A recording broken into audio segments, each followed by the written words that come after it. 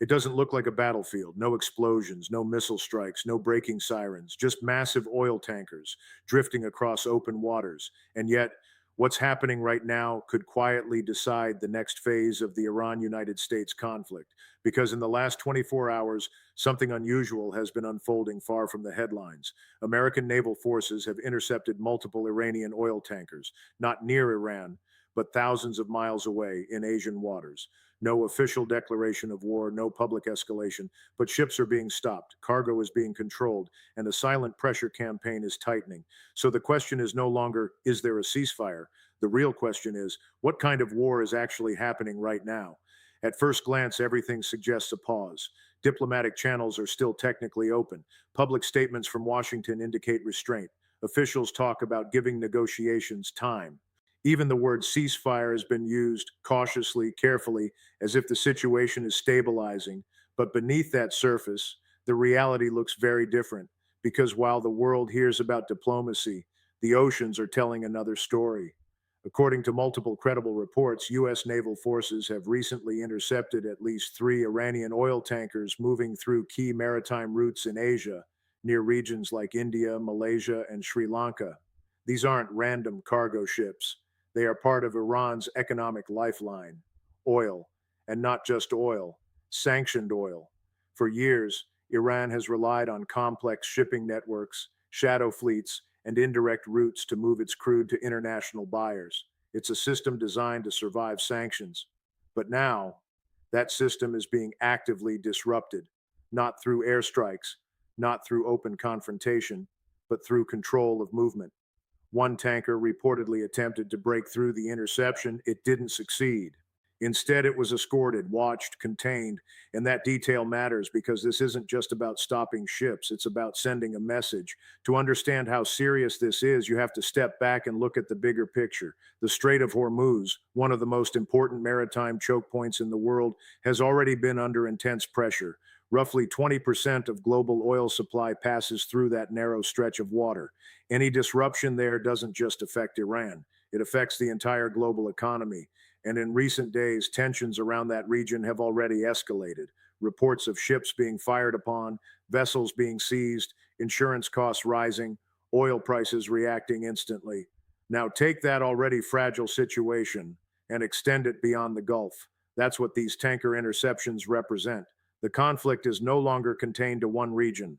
It's expanding quietly across international waters.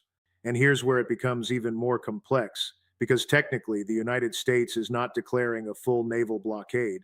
There's no official announcement that says all Iranian oil shipments will be stopped. But actions speak louder than declarations. When tankers are intercepted far from their origin, when routes are monitored across continents, when movement is restricted without open war, that's not diplomacy. That's strategic pressure, a form of conflict that operates in the gray zone. Not peace, not war, something in between. From Iran's perspective, this changes everything because oil exports are not just economic, they are political survival. Every barrel sold helps sustain government operations, stabilize internal markets, and maintain influence across the region. So when those shipments are targeted, it's not just trade being disrupted, it's leverage being applied, and Iran knows it, which is why almost immediately there were responses, not necessarily in the same waters, but in the same domain, maritime. Because while the US was intercepting tankers in distant regions, Iranian forces were escalating actions closer to home.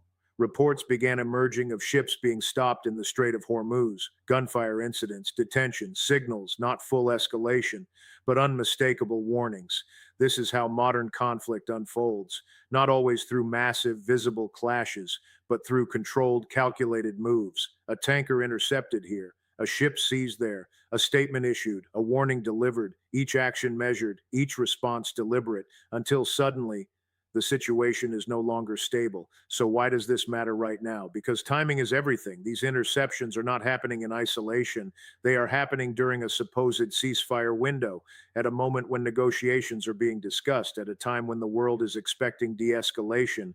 Instead, we're seeing repositioning, pressure, and preparation, and that raises a critical possibility. What if this isn't a pause at all? What if this is the setup phase, a moment where both sides are adjusting their strategies before the next move? Because if one side controls the flow of oil and the other controls the gateway of shipping, then the battlefield isn't land or air, it's the sea. And whoever dominates it shapes what happens next. Right now, there are no clear answers, only signals, subtle but powerful. And if you look closely, they all point in one direction. This isn't over, it's evolving. In the next phase, we need to understand something even deeper. Who is really driving this strategy? What are the hidden objectives behind these moves?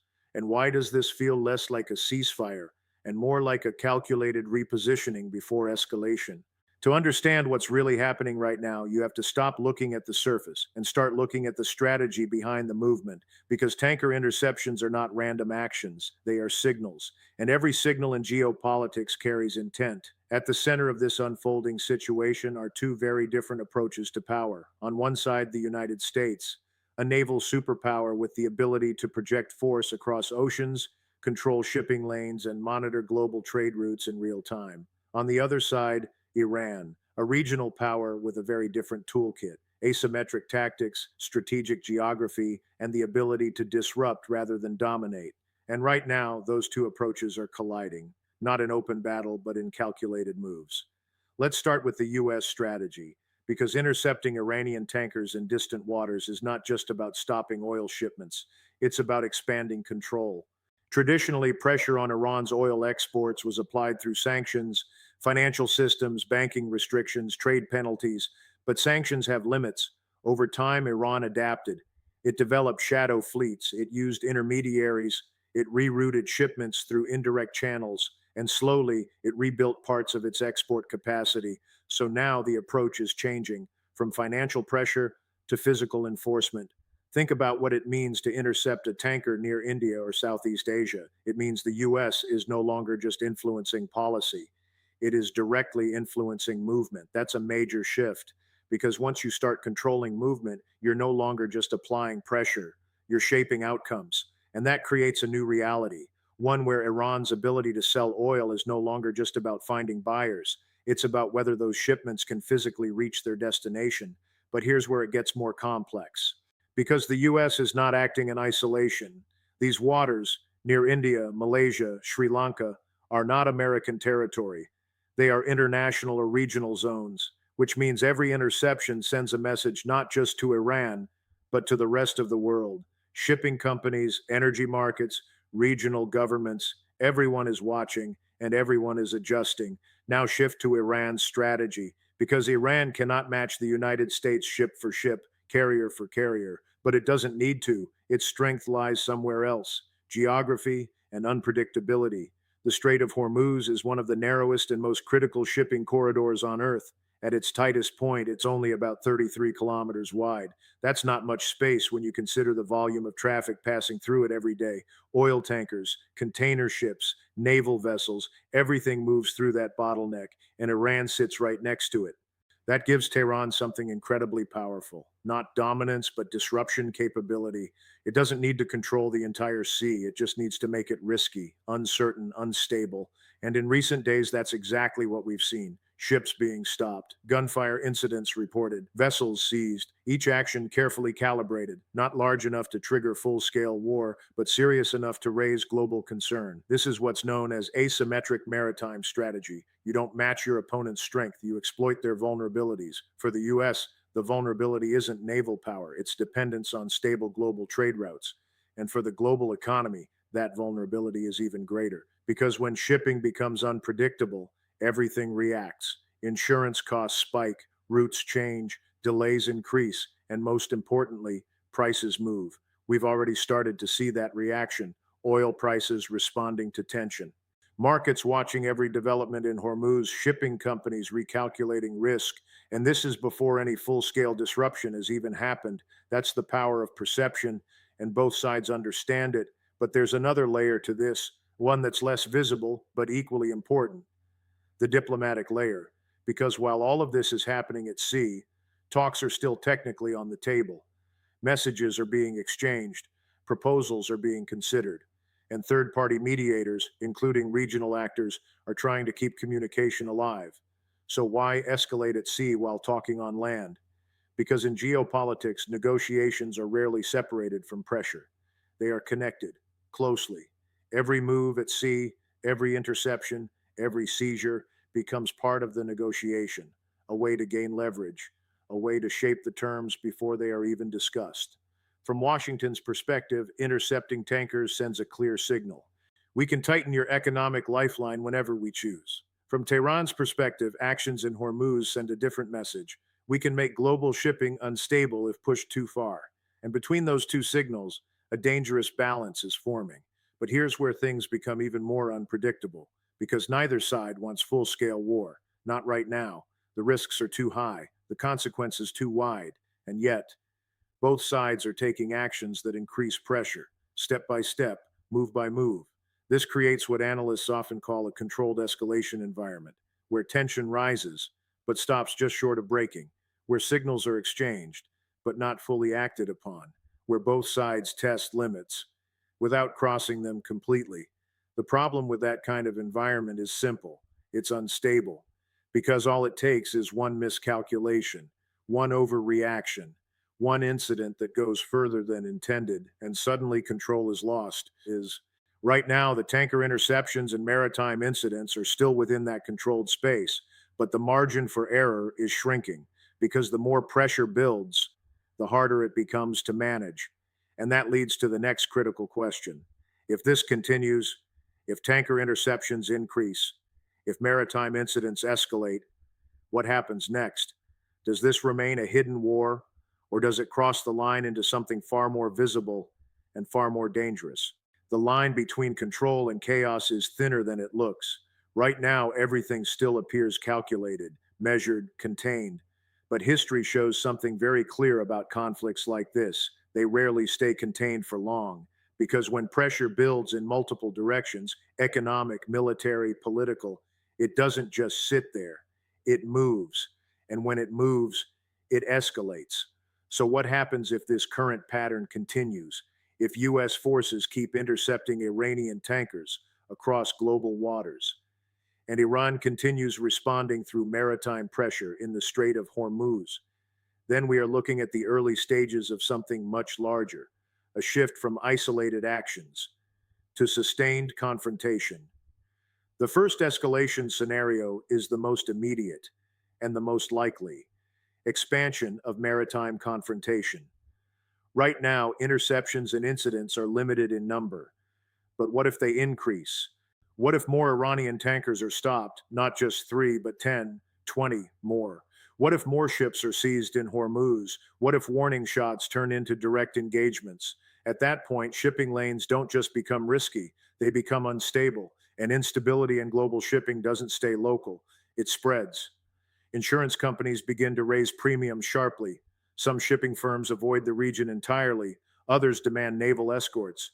And that's when something critical happens. Military presence increases, not just from the United States, but potentially from allies, regional forces, coalitions, because once commercial routes are threatened, governments step in. And now, suddenly, you don't just have a US Iran dynamic, you have multiple actors entering the same space: more ships, more surveillance, more tension. And with every additional vessel in that environment, the risk multiplies. The second scenario is more subtle, but just as dangerous: economic escalation without direct conflict, because even without a single missile being fired, this situation can still spiral.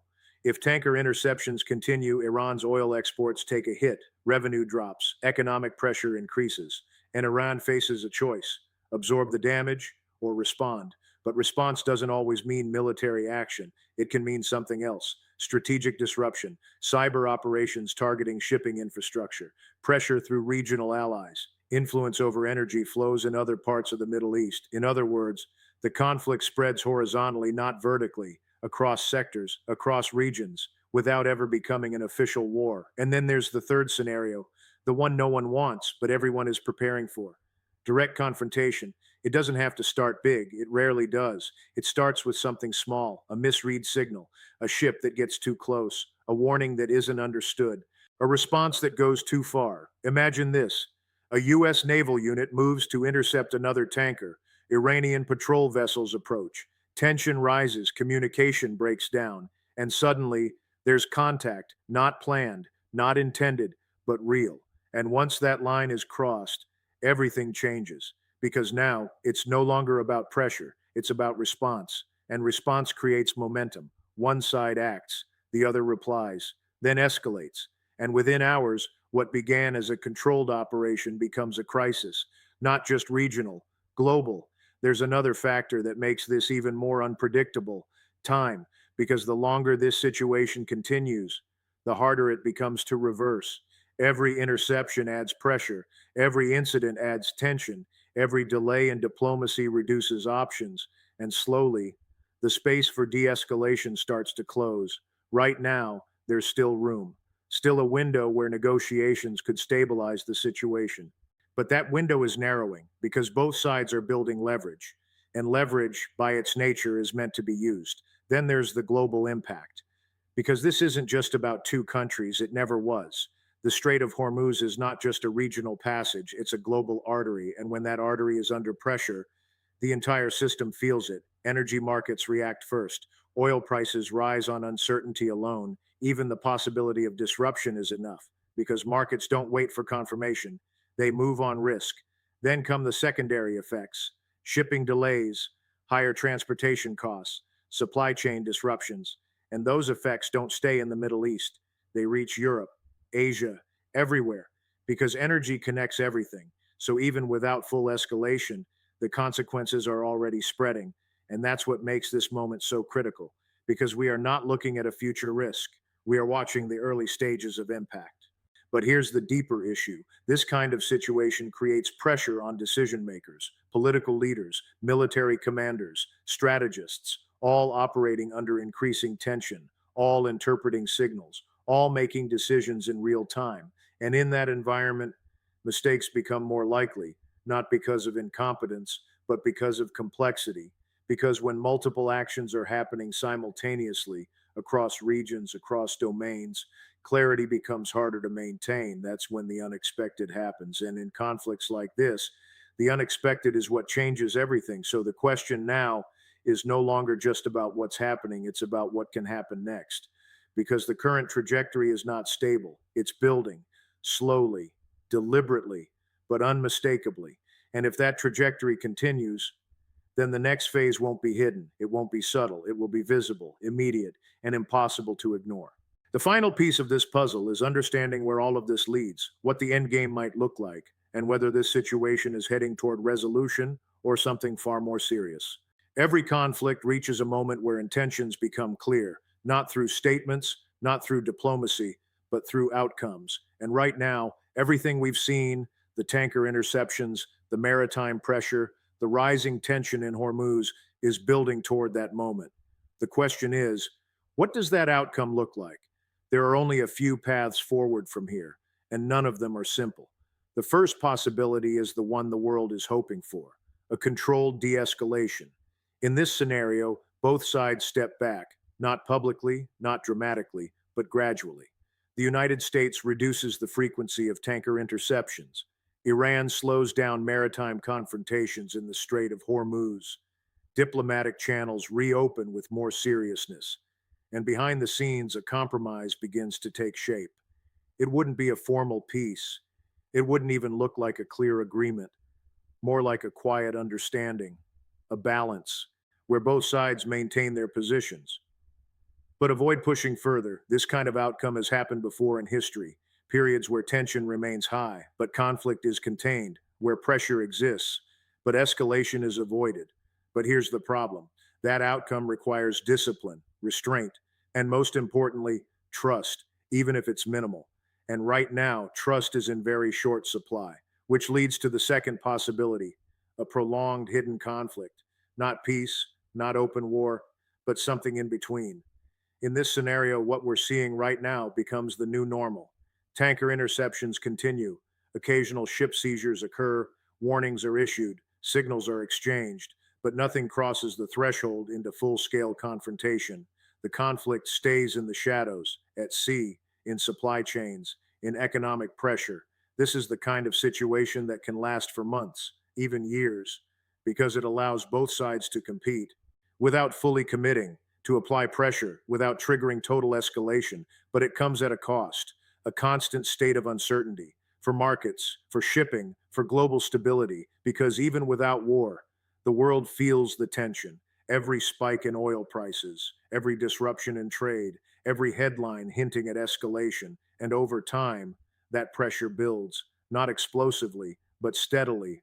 Then there's the third possibility, the one that sits just beneath the surface of everything we've discussed. A sudden escalation, not planned, not announced, but triggered. Because in environments like this, escalation doesn't always come from strategy. Sometimes it comes from a single moment, a miscommunication between naval units, a misinterpreted maneuver, a warning that's taken as a threat, and suddenly there's an incident, maybe a collision, maybe a direct engagement, maybe something small at first.